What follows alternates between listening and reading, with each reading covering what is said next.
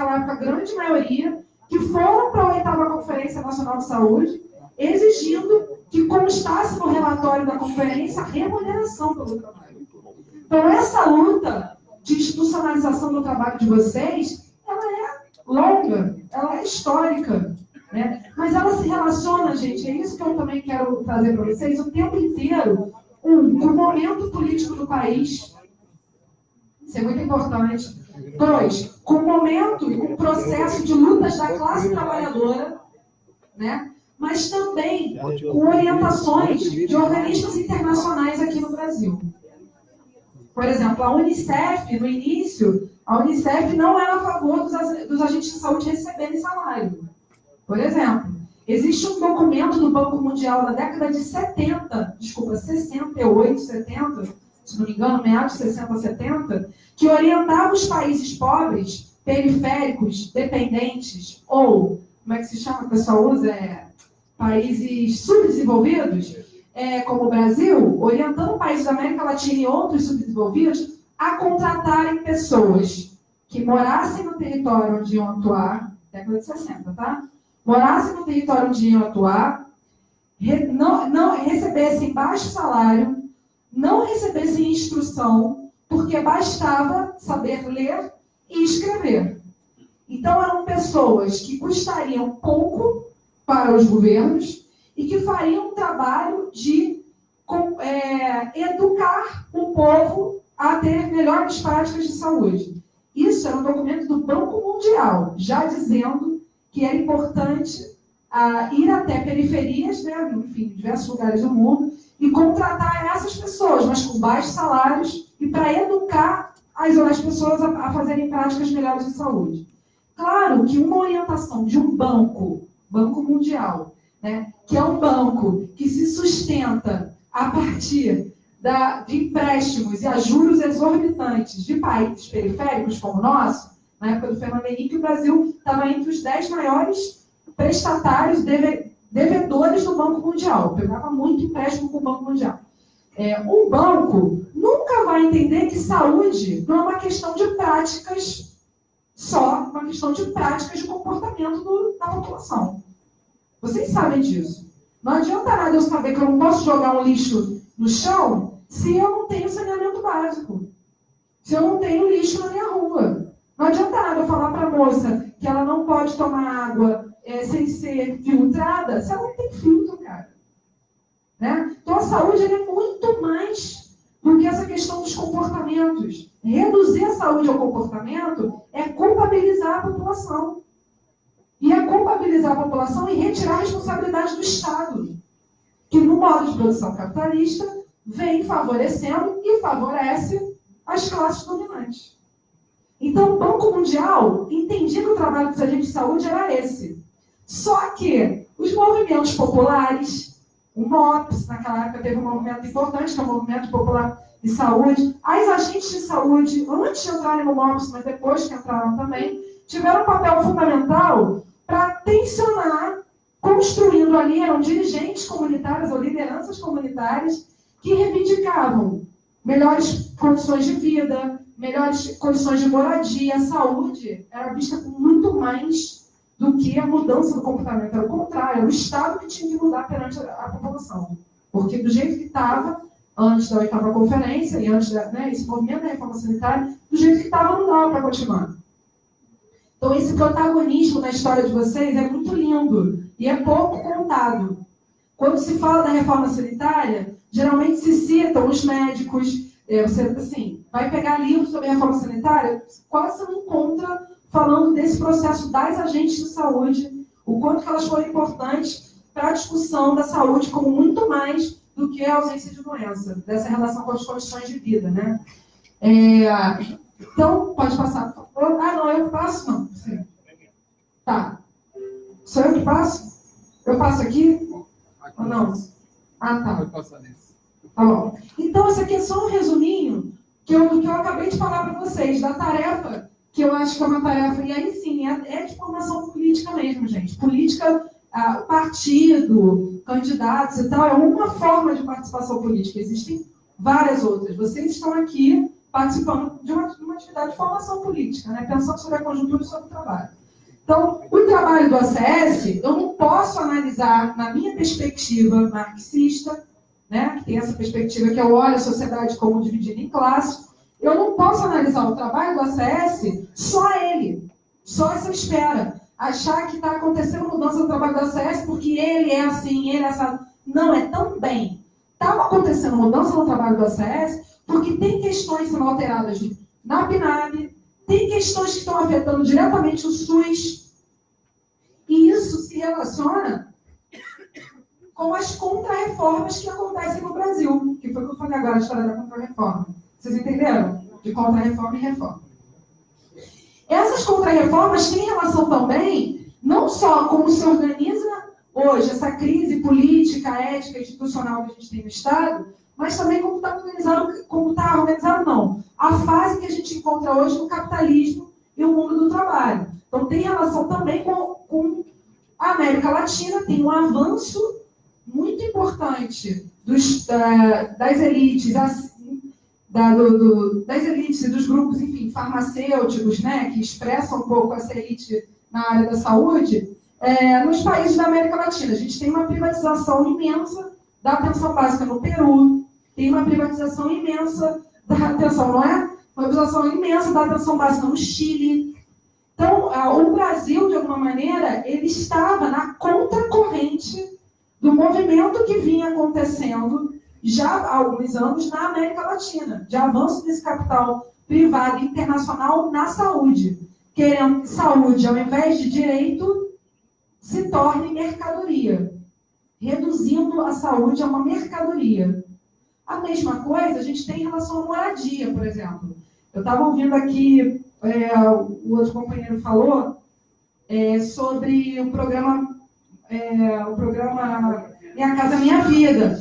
Por que será? Assim, eu acho que tem que tomar muito cuidado na hora da gente falar disso, porque, assim, ao invés de questionar ou parar no questionamento de pessoas que não precisam de casa, mas estão pegando a outra casa, eu entendo que a gente precisa avançar e pensar por que a casa se torna mercadoria?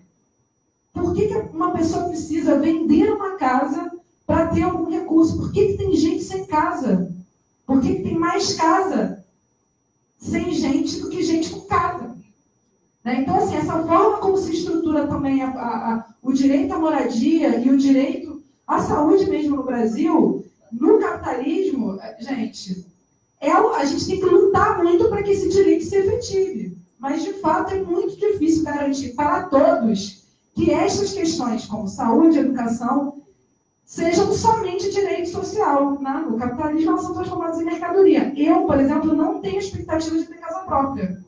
Sou servidora, tenho um salário muito bom comparado, enfim, à maioria dos trabalhadores, mas ter uma casa própria hoje no Rio de Janeiro, gente, sim, é R$1 milhão um apartamento de 3 quartos na Zona Norte. Então, é um absurdo, entendeu? É surreal mesmo. Então, assim, o direito a morar se tornou agora não. É no Brasil um privilégio. Então, acho que a gente pensar na saúde também como um direito que a gente está lutando para que não se transforme em mercadoria, é muito importante a gente olhar também para a educação e para a moradia. A gente está numa fase do capitalismo voraz, avançando realmente sobre direitos básicos que a gente arduamente tenta manter aqui no país. Aí tem que voltar para cá. Aí eu queria falar com vocês sobre uma questão que é fundamental, e a gente precisa ver a relação disso com o que está acontecendo com o desmonte do SUS acelerado, que não é de agora, porque no governo Dilma, por exemplo, foi aberto o capital estrangeiro, internacional, entrar no SUS, então isso foi um grande problema, mas que avança com uma aceleração.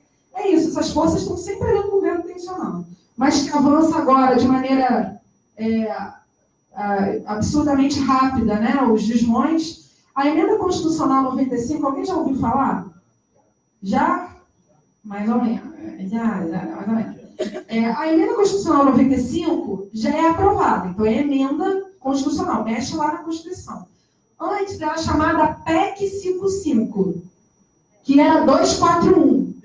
que é um projeto de emenda constitucional. O que isso tem a ver com o meu trabalho? O que essa garota do cabelo vermelho está falando tem a ver com o meu trabalho? Tem tudo a ver, vocês vão ver por quê. Essas coisas que ninguém conta, é isso, né? Pode contar que não fica sabendo, né? Agora é eleição, né? Aí ele vem, diz que é bonzinho, mas você vai olhar o partido dele, vai ver que o partido dele votou tudo para ferrar o trabalhador. Mas vamos lá. E ele, às vezes, o próprio emenda constitucional 95, que é importante, gente, esse negócio de tem que olhar o partido, tem que olhar o histórico do partido nesse momento, não adianta, tem que olhar em quem ele votou, ou nessas medidas que se ele votou ou não a favor. Vamos lá. Modificação dos critérios de destinação das verbas, ou seja, lá na Constituição existiam critérios, mesmo que eles não fossem historicamente respeitados, existiam critérios que os entes federados, governo estadual, municipal e federal, deveriam investir na saúde, investir, que eu estou falando de dinheiro, financiamento, na saúde e na educação, entre outras políticas sociais. A PEC 95 modifica o critério. Ela vem a luzinha. Ai, gente, eu não estou acostumada com esse negócio, não. Você é professora. Não, é professor de escola pública, não tem esse negócio aqui, não. E olha que lá na escola a gente tem que ter alguma condição, mas não tem isso aqui, não. Meus gatos é que gostam de ficar aqui. Modificação dos critérios. Então, o que acontece, gente? Com a aprovação da emenda constitucional, que eu acho que é importante vocês olharem como os deputados e senadores votaram, com a aprovação da emenda constitucional, houve uma modificação do critério de destinação de verba para a saúde e para a educação. Alterou o mínimo que a Constituição previa. Você tem que dar no mínimo 20% do Estado, 15% do Estado, tantos por cento do município. Foi alterado. E tem diversos institutos que já fizeram análises e simulações de que isso vai ocasionar uma diminuição igual, equivalente a 257 bilhões de reais. O que isso significa? Vão ser investidos em 20 anos, quer dizer, vai deixar de ser investido em 20 anos 257 bilhões de reais na área da saúde e da educação. Estão começando a entender o que é importante juntar a CS com a SEC? Né? Então, vamos lá. Isso foi uma simulação que o Instituto de Pesquisas Econômicas e Aplicadas, não fui eu que fiz essa conta não, porque realmente eu não sei, eu tenho dificuldade de fazer conta. Isso aqui foi o Instituto de Pesquisas Econômicas e Aplicadas, tá? Um relatório. Ele fez uma simulação que se a emenda que foi aprovada em 2016 tivesse sido aplicada de 2003 a 2015, você teria essa perda na área social, tá? Na área social. Só que aí, o IPEA, esse instituto, fez a projeção de 2017 a 2037. E aí, olha só o tamanho da perda. 654 bilhões e 1 trilhão de reais, dependendo do comportamento das variáveis do produto interno bruto, entre outros. Ou seja, a gente tem um cenário na área da saúde, da educação, da seguridade social, vamos lá, né? Porque é isso, destrói exatamente o que é fundamental para os trabalhadores viverem. A gente tem um cenário aprovado por a maior parte dos deputados que estão lá na Câmara, aprovado pela maior parte dos senadores, foram pouquíssimos os partidos. Na outra palestra até eu falei o nome dos partidos que votaram contra. Mas aprovado pela grande maioria dos partidos que estão colocados lá, que é um cenário de desmonte da saúde pública e da educação pública. O que o DIEESE diz, que é o Departamento Intersindical de Estudos e Estatísticas, que é um resumo. Ele diz, num relatório do ano passado, que o congelamento, que essa emenda constitucional significa um congelamento de investimentos sociais. E ele aponta que o governo federal, a União, a partir, porque essa emenda já está valendo, gente. Ela foi aprovada em 2016, então ela já está valendo agora.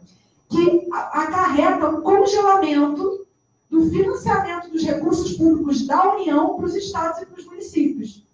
Qual é a política do SUS, da atenção básica, que tem um aporte importante de dinheiro vindo do governo federal para os municípios? Estratégia de saúde da família. Não é? Estratégia da família. E como é que é pago o salário dos agentes comunitários de saúde? Grande parte do salário era fundo a fundo vindo do governo federal, certo? Então vamos lá. Então a gente tem um cenário que o próprio DIEESE... Oi, quer falar? O segundo maior repasse do quê? Da atenção básica. O segundo maior repasse da atenção básica, a gente fala repasse, a gente fala financiamento, eles falam gasto. Certo? Tem diferença, né? Ele identifica como eu estou gastando muito e eles são pouco resolutivos. E aí eu vou falar do PENAC, porque eu acho que tem uma questão importante para falar do quanto o PENAC não traduz o trabalho de vocês, né? E, enfim, vamos lá. Mas o PENAC tem sido utilizado como justificativa por eles de que o trabalho de vocês não é resolutivo. Mas quais variáveis tem o PENAC que avaliam educação e saúde, que avaliam mobilização social, que avaliam educação popular? Não tem, porque o PENAC, os indicadores do PENAC, que foi um projeto importante, tenho vários críticos, mas foi um projeto importante, ele não, o próprio pessoal do W mesmo admitiu isso, ele foi construído inicialmente para pegar questões voltadas às doenças crônicas, às doenças transmissíveis, e a partir de indicadores de procedimentos técnicos, geralmente da enfermagem ou do médico. Então, o fato do trabalho do acesso não aparecer ali no PENAC não é um problema do acesso. Eu falei isso, inclusive, numa reunião lá em Brasília do Dado. É um problema do instrumento. Se a gente parte para criticar ou cortar um trabalho tão fundamental, sem olhar que pode ser um instrumento que não está favorecendo, é enviesado. Então, vamos falar a verdade? Além do instrumento, tem um cenário horrível de financiamento das políticas públicas. Horrível. Que é a emenda constitucional 95. O DIEESE, ele coloca o seguinte, que essa emenda afetará políticas estaduais. Então, a gente pode ter um companheiro aqui na gestão estadual, mas que vai, infelizmente, o Estado, o orçamento do Estado vai ser afetado por isso. Não vai depender só de você. Também, né, de você que você está lá disputando, mas não é só do companheiro. Afetará políticas estaduais e municipais, reduzindo o financiamento. O governo federal vai reduzir o financiamento. Abre espaço para exploração pela iniciativa privada, isso são palavras do DIEESE, não sou eu que botei, não. Abre espaço para exploração pela iniciativa privada de diversas atividades, como educação e saúde. Aí também tem relação com os planos populares, que o ex-ministro Ricardo Barros anunciou e que o atual ministro, vocês sabem da história dele? Depois vai lá procurar quem é o atual ministro. Tem relação com a Caixa Econômica Federal, né? Foi presidente, não tem, enfim, vamos lá. E eu acho que diz muito, fala o quanto que a saúde está sendo tratada como uma mercadoria, que precisa gerar lucro para certos grupos, para uma elite dominante, mas que quando é vista para os trabalhadores é considerada gasto, né? Então, assim, a gente tem... Gente, não, por favor, não esquece, tem uma relação muito importante da economia, da macroeconomia e da economia com as políticas sociais. Isso é muito importante a gente saber. Isso tem a ver com o trabalho de vocês, tem a ver com o meu trabalho como professora, tem a ver com o fato, que eu não sei se vocês, de repente vocês estão sabendo, da Câmara dos Deputados, por exemplo, estarem discutindo a revisão dos critérios de estabilidade dos servidores públicos. Vocês sabiam disso? O que isso significa? O que isso significa? A gente quer aumentar a produtividade. A gente quer aumentar a eficiência. O que você chama de eficiência? Quando vem discutir com os trabalhadores isso. Agora, a Câmara está votando num cenário como esse, o que a gente pode esperar, gente? O que eles querem com essa revisão dos critérios de estabilidade? Como se a responsabilidade da produção do serviço fosse só do trabalhador. A gente sabe como é que estão as condições das unidades básicas de saúde, como estão as condições das escolas, enfim. Então, eu só queria marcar bastante com vocês que o Profags, a nova PNAB, as mudanças nas atribuições de vocês, ou seja, aquela esfera do trabalho do ACSE e do ACE, tem relação com essas transformações econômicas e políticas que o país está passando. Certo? Emenda Constitucional 95. Assim como tem relação com a contra-reforma trabalhista, eu não vou usar Isso aqui para mim é brincadeira dos gatos, cara. Eu não vou conseguir usar. Eu tenho 2 filhos felinos. Então, para mim é brincadeira com eles. Isso. Ah, não, é aqui. Tem relação com a contra-reforma trabalhista e tem relação com a contra-reforma da Previdência. Assim como é um cenário que se amplia a terceirização, ou seja, começa a se permitir, a legalizar a terceirização em atividades fim, que não poderia, que era proibido, a gente sabe que já acontecia, mas era proibido. Por exemplo, terceirizar professor, instituição pública, terceirizar enfermeiro, numa instituição de saúde. Isso era proibido. Legalmente, a gente sabe que as OS, vocês sabem que existe OS, né? No Rio de Janeiro, são organizações sociais que terceirizam até antes dessa lei, mas ela vem para desregulamentar as relações de trabalho, para o que eles chamam de flexibilização. Essa palavra, gente, vamos lá. Quando alguém te fala, quando o gestor fala flexibilizar, não para pensar que geralmente é algo que você vai ter que trabalhar mais e vai continuar ganhando a mesma coisa. Você vai ralar mais e sempre me vem à cabeça um desenho animado. Eu tenho uma sobrinha novinha que eu sempre me lembro flexibilização. Você já viu aqueles desenhos incríveis? Que tem tem a mulher da família que ela é elástica. E ela é os incríveis, não é o nome? E ela se estica de um lado, se estica do outro. É isso. A flexibilização tem uma hora que tá no desenho que ela está lavando a louça com uma mão e com o pé ela está ajudando na lição de casa, que a gente poderia fazer a crítica de como que as mulheres são sobrecarregadas, né, na sociedade, mas a flexibilização ela representa isso, né, para o trabalhador. E a reforma trabalhista, ou a contra-reforma trabalhista, ela apoia, ela estimula a flexibilização. Aí, assim, a reforma trabalhista entra em vigor. O que muda?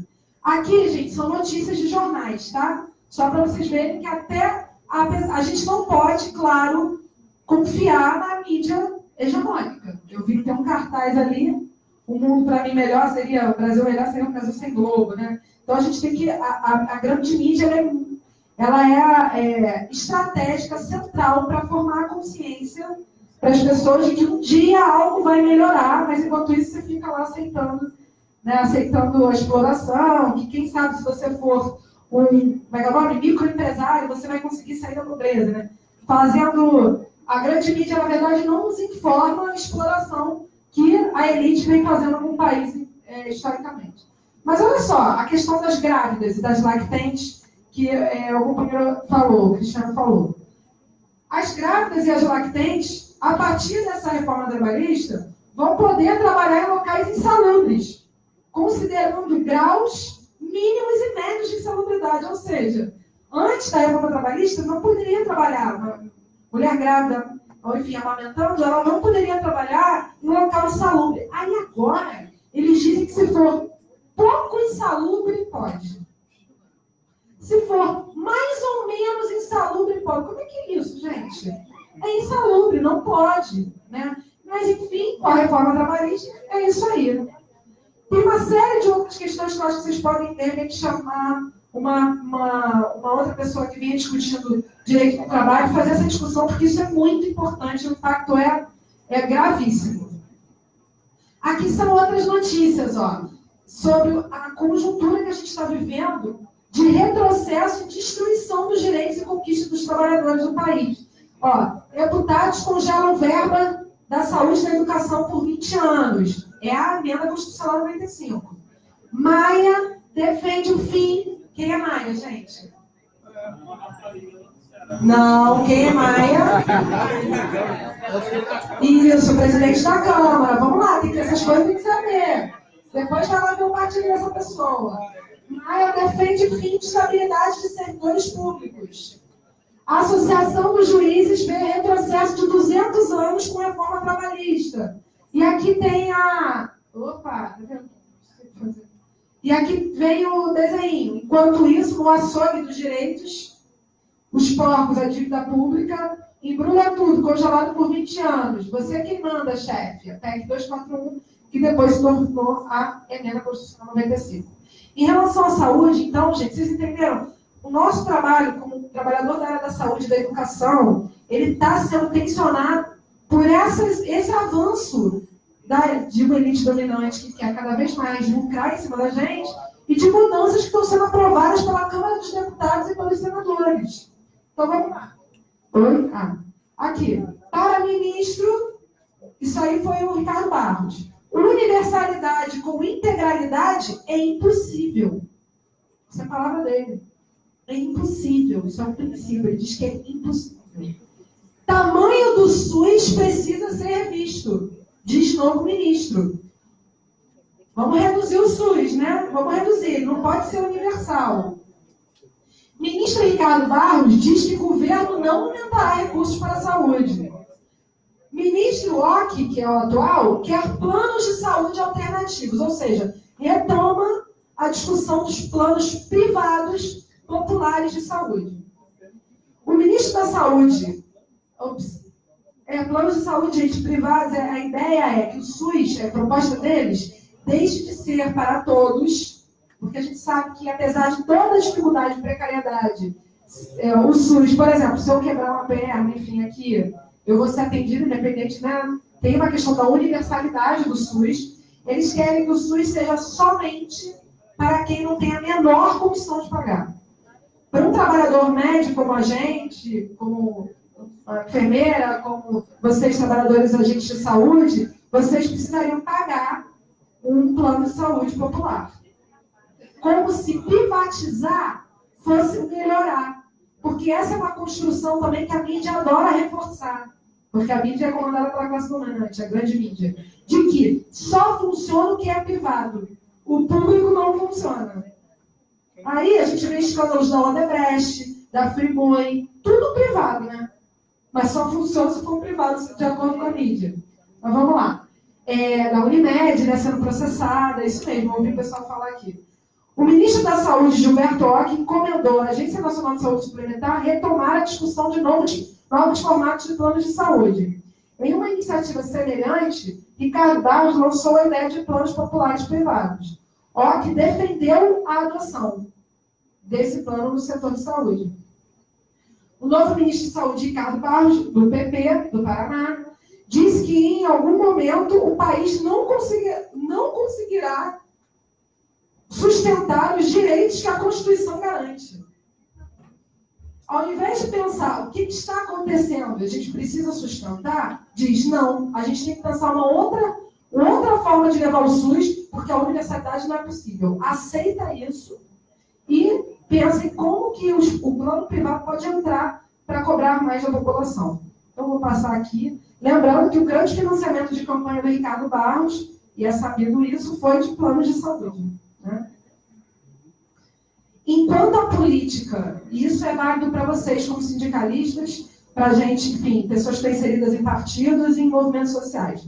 Enquanto a política for vista como balcão de negócios, essa coisa de eu digo fica Temer e você me dá um salário, enquanto isso for uma prática reproduzida, ou essa coisa de Ricardo Barros, eu recebo a verba e depois eu dou um plano popular de saúde, plano privado popular de saúde, enquanto isso for considerado normal, a população, a tendência é a cada vez perder mais.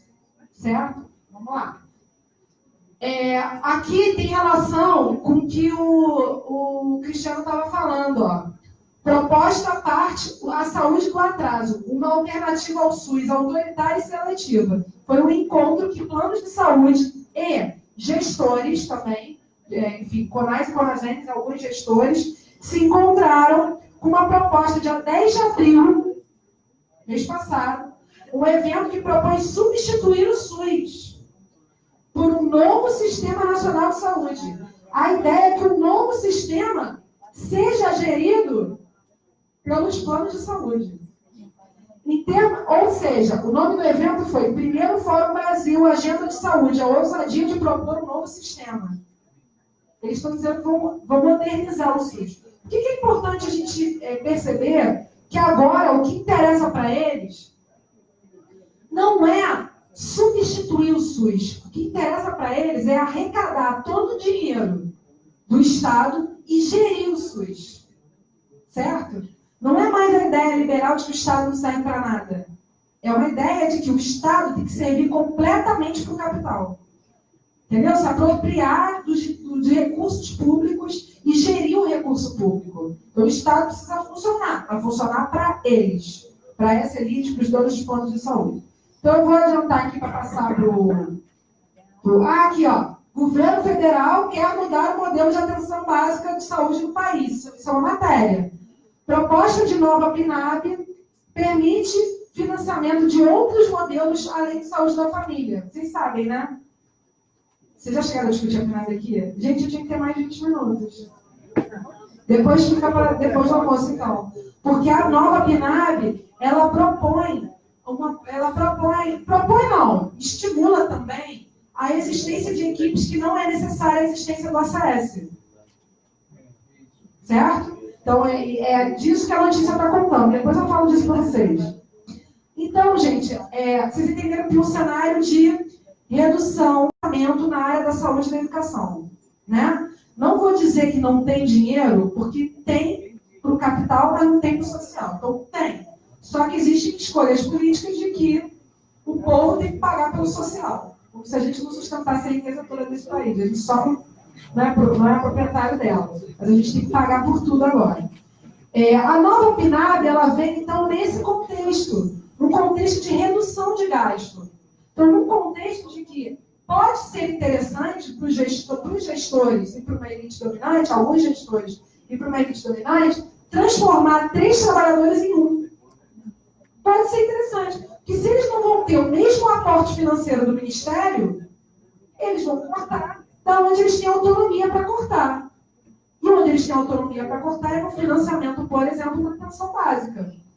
Por exemplo, tem outros setores que eles poderiam cortar. E a atenção básica, então, através da nova PNAB, ocorre um deslocamento daquela centralidade que o Saúde da Família tinha de ordenar o sistema como um todo. A estratégia de saúde da família ela se torna uma modalidade de equipe na atenção básica. Ela não é mais central para substituir as outras unidades tradicionais. Ela é mais um tipo de equipe, entendeu? Perde a centralidade. A estratégia de saúde da família, então, ela propõe equipes sem ACS, que são equipes de atenção básica, e equipes de saúde da família. Vou falar rápido aqui, porque não vai dar tempo. A estratégia de saúde da família inclui a figura do gerente das equipes. Vocês têm gerente da equipe? Já tem? Há quanto tempo? Então, de alguma maneira, ela reforça a necessidade, porque tem unidades, por exemplo, que isso não existe isso, mas ela reforça a necessidade de ter um trabalhador que vai gerenciar o trabalho da equipe e muitas vezes esse trabalhador ele é pressionado, dependendo do tipo da gestão, pela gestão municipal, a pressionar a própria equipe. E aí essa fragmentação de ter um trabalhador que supervisiona o outro e que tem sido tensionado constantemente a bater meta, a responder critérios de produtividade que são mercantis, que não são exatamente o que a gente produz com a população, a própria PNAB adere. Todas as unidades devem ter um gerente agora. De preferência, ela sugere, né? A PNAB, gente, já estou acabando, mentira, mas assim, vou tentar. A PNAB, desculpa, cara, tá vendo, né?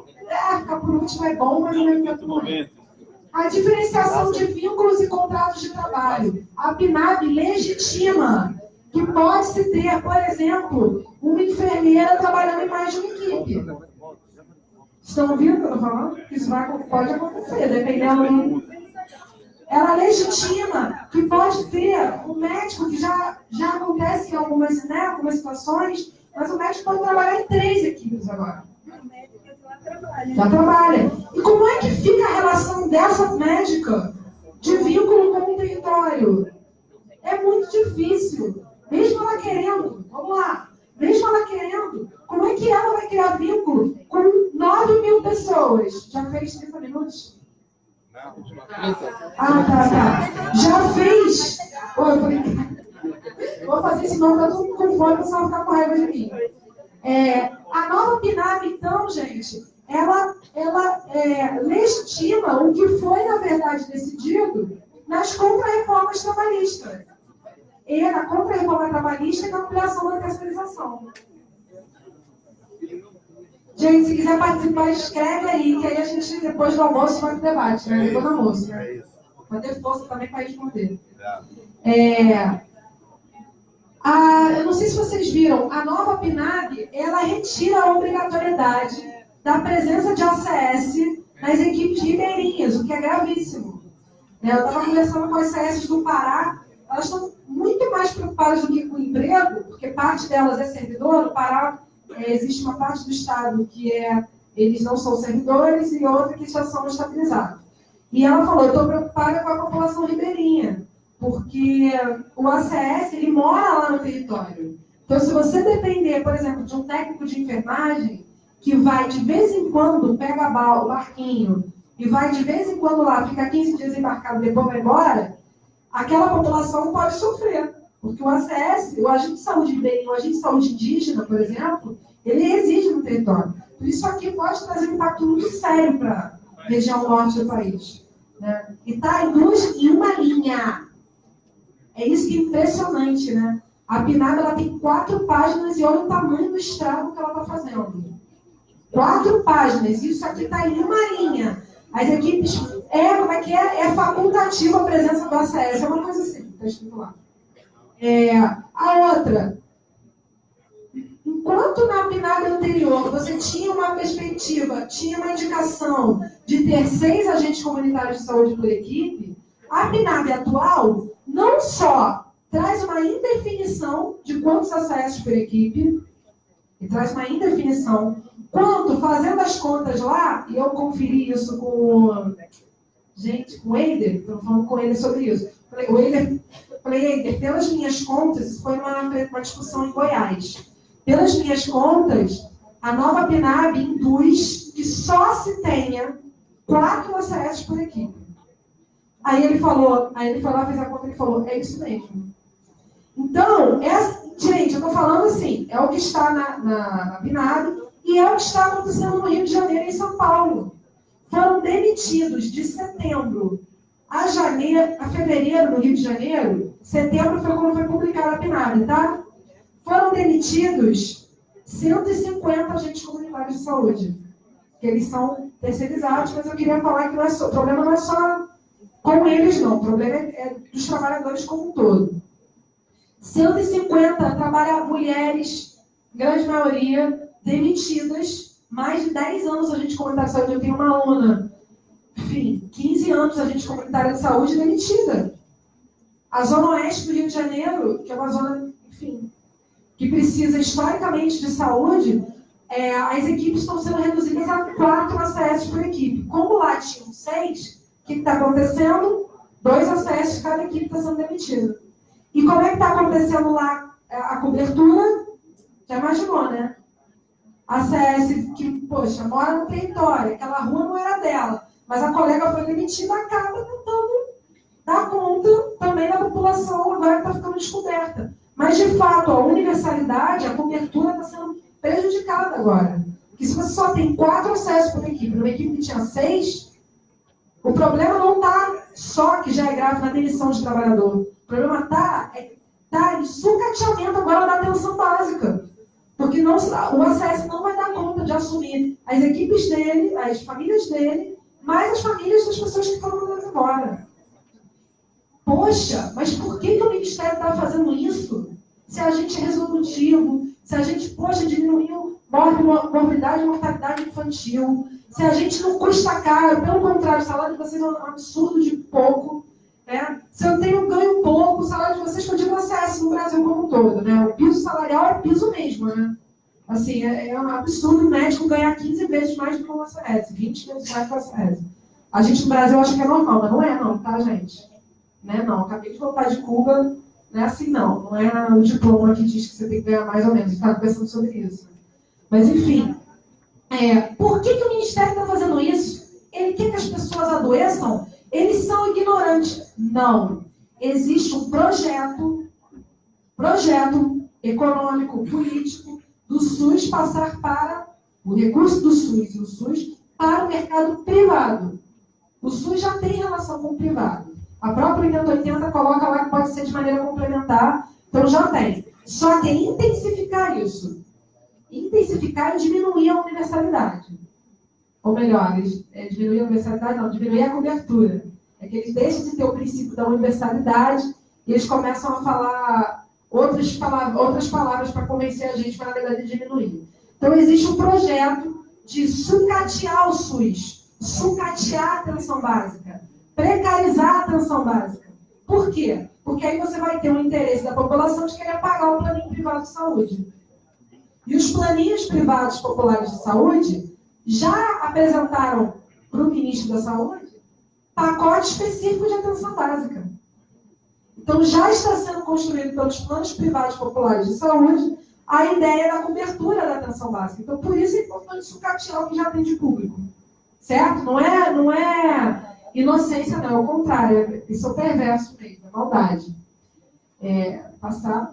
E a nova PNAB traz novas atribuições para os ACS. Enquanto que os agentes de endemias, na nova PNAB, mantêm alguma especificidade do seu trabalho, na PNAB, não estou falando da lei 13.595. Os ACS acontece uma ampliação das ações de caráter administrativo e de produção de dados. Ou seja, tudo que vocês já vivem na pele há algum tempo é agora legitimado na política de atenção básica como função de vocês. Além disso, ainda se acrescenta atividades de enfermagem para o agente comunitário de saúde. Vocês sabem que os técnicos de enfermagem, grande parte do país, não são servidores, vocês sabem, né? São contratados, contrato precário. Então, isso também pode ter um certo impacto para os trabalhadores de enfermagem, se os ACS, por exemplo, forem transformados em técnicos de enfermagem. A gente acredita que não vão ser, não serão, se depender, né, do trabalhador, mas isso pode, inclusive, causar demissão de técnicos de enfermagem, dependendo de como é que isso vai se estruturar. Aí queria trazer um quadro para vocês do Instituto da Universidade Federal da Bahia, que fez um estudo, é um estudo mais completo, assim, mais atualizado, na verdade, sobre perfil dos ACS, que foi uma encomenda do Ministério da Saúde. O Instituto de Saúde Coletiva aqui da Federal da Bahia fez um levantamento de que no Brasil existe em torno de 52% dos ACS e os ACS, 52% é servidor público. 24,6% tem um emprego público por CLT. 17% é outros. Ou seja, se a gente entende que o servidor público estatutário é aquele que, por enquanto, ainda tem algum grau de estabilidade maior, a gente tem o empregado público e outros, por exemplo, daí uma média de 41,6% de trabalhadores sem a estabilidade do estatutário. Se a gente tem no Brasil hoje 263.924 ACSs, 41,6%, ou seja, trabalhadores que não têm a mesma estabilidade que o servidor, significam 109, quase 110 mil agentes comunitários de saúde no Brasil não são servidores públicos. Numa conjuntura de corte de gastos, de corte de repasse, gasto não, desculpa, estou falando do discurso deles, de corte de financiamento do governo federal, principalmente, para os estados e para os municípios, isso afeta pra caramba esses trabalhadores. Né? Passar para vocês. E aí eu fui procurar no CNES, que é o Cadastro Nacional dos Serviços de Saúde. Primeiro eu queria dizer o seguinte, eu não sei se o que está lá é realmente o que está acontecendo, porque a gente não sabe até por que ponto o governo está atualizando essas planilhas, né? Mas esse número está batendo com o que eu estou ouvindo em vários lugares do país, várias regiões do país. E em 2018, você tinha um número de ACS de 264.521 em janeiro. Em abril, 263.924. Ou seja, tem uma redução de janeiro para abril de 597 ACS no sistema. Isso pode ser a aposentadoria, isso pode ser uma série de outras questões. Enfim. Só que, de fato, o que nos preocupa, e é por isso que eu acho que aqui deixa até uma indicação aí do sindicato, aqui não deve ser o caso, mas para a região, a gente precisa fazer um levantamento de quantos acessos estão sendo demitidos desde setembro. Porque os dados que os sindicatos levantarem, com certeza vai ser mais fidedigno do que os dados que às vezes demora para alimentar no sistema quando a gente olha. Mas, de fato, na região de São Paulo, ABC, Osasco, uma série de outras cidades, foram demitidos 250 agentes comunitários de saúde em 3 meses. Demitidos. A luta do sindicato lá de São Paulo, o Sindax do ABC, eles conseguiram a contratação, se não me engano, de 50. Mas o que está acontecendo é isso, retirar 2 ACS por equipe para deixar só 4 por equipe. Isso, gente, diz respeito, não é a profissão de vocês, ao futuro dessa profissão, mas ao SUS, né? Porque, assim, que SUS é esse? A gente está reduzindo o trabalhador que trabalha com educação e saúde, com promoção da saúde, com prevenção de doenças, mobilização social. O que é isso, né? Que modelo é esse que está avançando? Modelo biomédico e privatizante, né? Uma questão da lei 13595, e aí eu discordei da Elaine e da Hilda lá no seminário, mas elas falaram e foram embora, não puderam ficar para o debate, mas eu coloquei isso, eu queria ter falado isso com elas. Elas sabem, porque eu já falei isso, mas vamos lá. Está escrito que lá, a Elaine e a Hilda, se não me engano, falaram que é para ficar tranquilo, porque a lei assegura. A minha preocupação, e a preocupação não só minha, mas de um grupo de professores lá da Escola Politécnica, que a gente tem um grupo que discute legislação, a atenção básica e tudo mais, é de que a interpretação da lei depende da vontade política também. Então, se não está exatamente como a gente quer, a gente acaba ficando na mão ou da pressão do governo ou da pressão que a gente consegue fazer para amarrar o que determinadas gestões e governos fazem. Olha só o que está escrito lá. É essencial e obrigatória a presença do ACS e ACE na estrutura da atenção básica e da vigilância. Aí eu perguntei, mas quantos por equipe? Quantos por equipe? Você dizer que é essencial e obrigatório o ACS na estrutura da atenção básica, eu tenho algumas perguntas para fazer. Quantos por equipe? Porque pela nova PNAD pode ser 1, pode ser 4. Entendeu? Segundo, não estou dizendo que isso tinha que estar na lei. Estou dizendo que isso tinha que estar na PNAD, do jeito que a gente quer. E agora vai ter, parece que tem um grupo, a Hilda falou, tem que ver se realmente se vão implementar, mas um grupo para rever a PNAD. Vamos ver. Lá no Conselho Nacional de Saúde, vamos ver se isso vai acontecer mesmo. Mas, outra coisa, e as equipes de atenção básica? Por quê? Na lei de vocês, 13595, não vou falar de vocês, porque eu não sei se vocês participaram da escrita dessa lei. Mas a lei que regulamenta o trabalho do ACS, a 13595, ela diz que é obrigatório na estrutura. Mas se a estrutura da atenção básica é composta, agora com a nova PNAD, pelo Saúde da Família e pelas equipes que não precisam ter ACS, você não garante que as novas equipes terão ACS, entendeu? Porque se você tem uma equipe que é Saúde da Família com ACS, você já garantiu que na estrutura da atenção básica você tem ACS. Mas isso não, entendeu? Isso não vai barrar que existam novas equipes sem ACS. Então, eu tenho uma interpretação dessa lei, com aquela má vontade de alguns partidos e alguns gestores, de que isso não assegura a presença dos ACS como está sendo dito que assegura. Não deixa nessa lei aí, mesmo com essa verba do verso, parece que tem um momento que deixa a critério do gestor local, né? Isso, vou falar. Vou falar disso. Essa parte isso aí. Que não garante a quantidade do gestor É isso local aí. Só que tem mais uma questão. Ele está falando, então, que ótimo, você leu a PNAD e a lei. Na PNAD está escrito que cabe ao gestor local essa decisão. Mas, e aí que a gente tem que, se atentar e ver o que a gente pode fazer, cabe também aos espaços de controle social. Então, os conselhos municipais de saúde, estaduais de saúde, mesmo tendo dificuldade, que a gente sabe, os limites, por ser institucionalizado, por muitas vezes ser cooptado, por sofrer pressões da prefeitura, às vezes do Estado, né? A gente sabe, os interesses ali que privatistas que em alguns estados acabam prevalecendo. Gente, chega de foto, garoto. Já que vai ter 1000 fotos. Tá acostumada, não? Não, tô brincando, não pode tirar. A gente sabe disso. Os conselhos são espaços fundamentais para a gente ocupar. Eu, inclusive, uma notícia recente, eu vou fazer parte de uma Câmara Técnica do Conselho Nacional de Saúde sobre a atenção básica.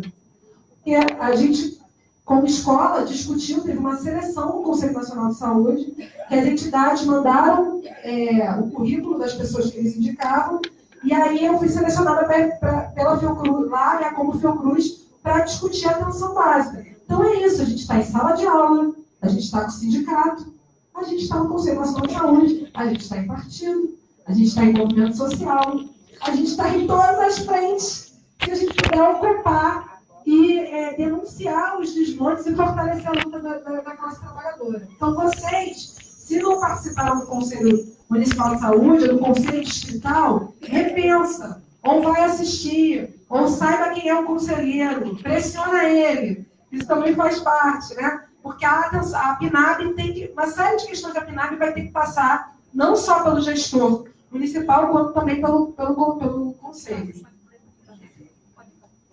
Caramba, cara, eu não consigo diminuir a minha apresentação. Eu não consigo. Não sei, chega, né? Já falei muito. É isso, gente, desculpa. Só para mostrar para vocês a última coisa, desculpa, sobre o Profags, que é esse portaria 83. Eu queria deixar aqui um resumo. O Profags não é de graça. Para começar, ele não é de graça. Como a própria Zezé falou, é direito do trabalhador ter formação profissional. No caso de vocês, mais ainda, é uma profissão que só existe exclusivamente no SUS. Foi criada no âmbito do SUS, então é responsabilidade do Estado, do município, do governo federal, fornecer formação profissional para vocês. Cursinhos rápidos não dão conta da complexidade do trabalho de vocês. É dever do Estado, município, governo federal, financiar a formação completa para vocês. E aí, esse Profags, vocês sabiam que vocês vão ter que pagar R$5.000? Aí todo mundo para de falar. R$5.000, quem quiser fazer o curso técnico de enfermagem do Profags. E não é obrigatório. Como é que é o processo? É um processo que acontece um edital para as escolas. As escolas públicas, EdSUS, como a minha, como a da Zezé, não estão se inscrevendo nesse programa porque entendem que é desvio de função, entendem, inclusive, que é favorecido nesse edital as escolas privadas. Então, é para retirar o dinheiro, o recurso público do público e passar para as escolas privadas.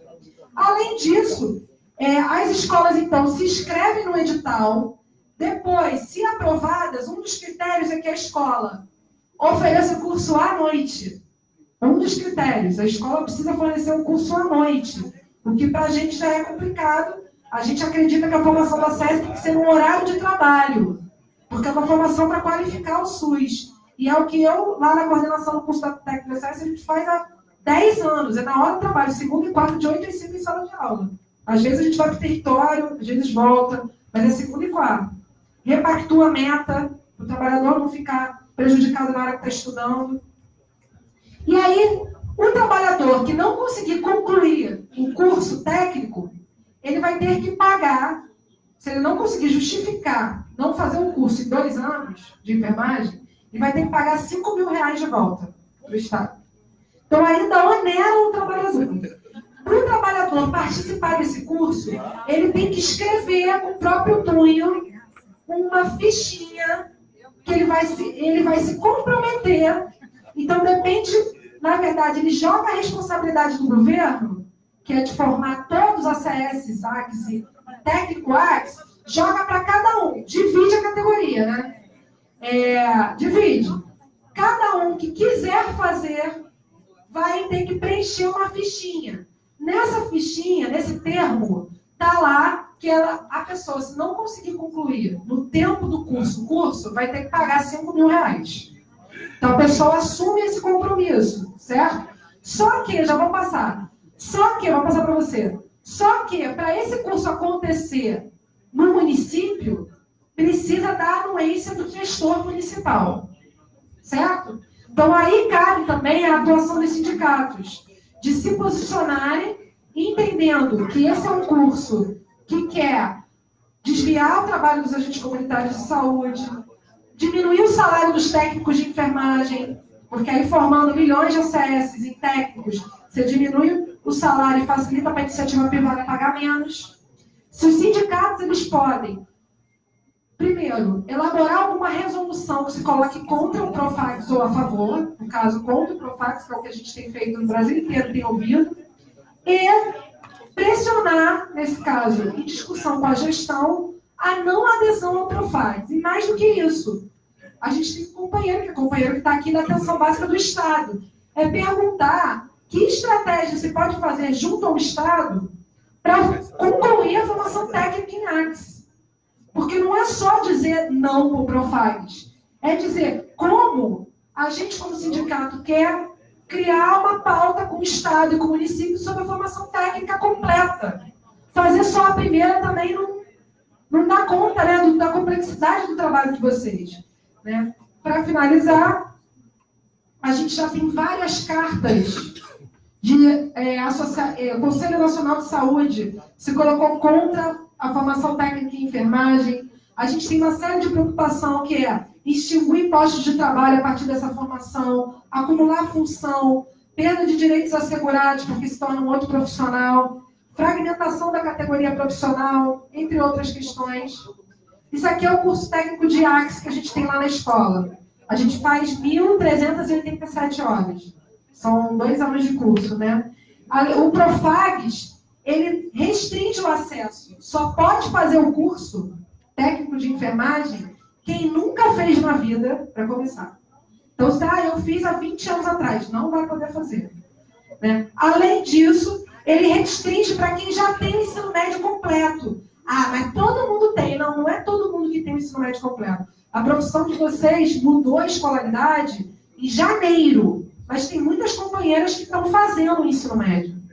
Essas pessoas que estão fazendo o ensino médio estão excluídas de uma proposta de formação do governo federal, que é esse curso. Enquanto que o CETAX, que é para os ACS, e o CETAX, ele se organiza de um jeito que todo mundo pode entrar.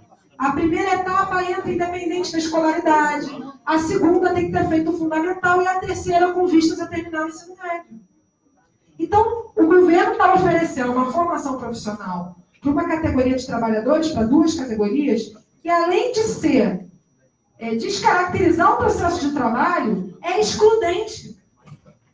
E ainda privatiza, porque não favorece as escolas técnicas do SUS, que não fazem curso à noite. Uma formação que não tem atenção básica como centralidade, que é o hospital, né?